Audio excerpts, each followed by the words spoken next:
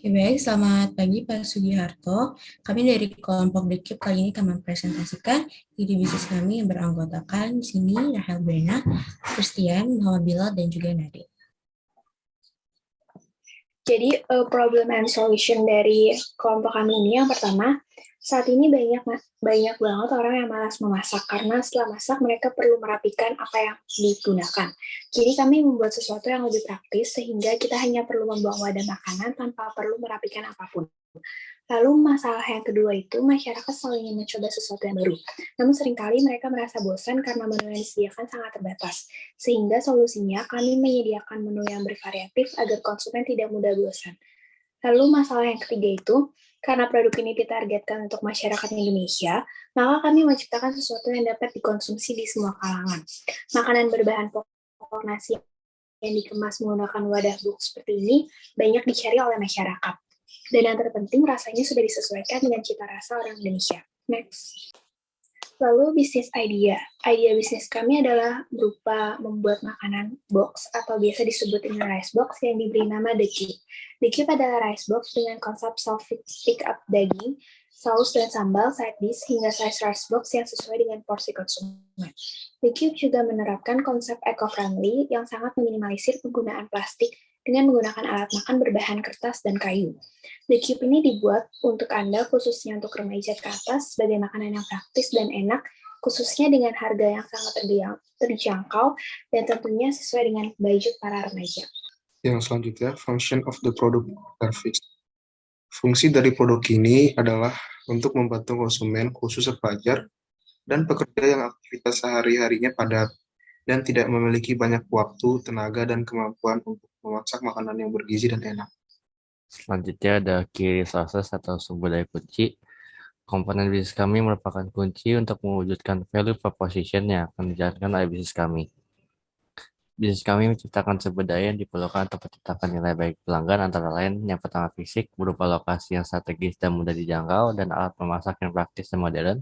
Yang kedua intelektual berupa hafatan dan merek bisnis kami. Yang ketiga sumber daya manusia berupa pekerja yang kompeten untuk mengolah makanan yang tersedia.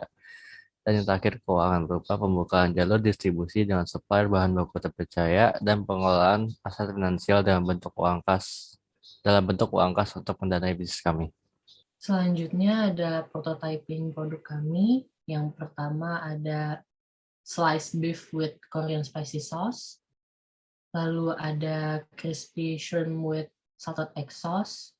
Lalu ada crispy chicken with sambal mata.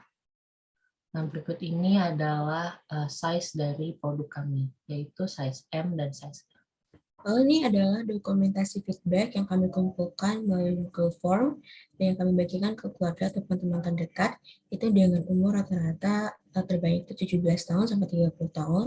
Lalu mereka juga menganggap produk Dicap ini sudah ramah di kantong konsumen dan konsep self-pick ini cukup menarik dan memudahkan bagi mereka. Lalu ini juga kami meminta honest review dari mereka tentang The Cube, lalu saran ataupun masukan yang ingin mereka sampaikan untuk The Cube ke depannya, kekurangan yang bisa kami perbaiki, dan pertanyaan yang ingin mereka ajukan kepada The Cube. Lalu dari feedback tadi kami simpulkan melalui feedback ini. Yang pertama, produk kami telah memberikan kualitas makanan yang terjaga serta packaging yang bersih. Konsumen merasa harga produk kami sudah ramah di kantong.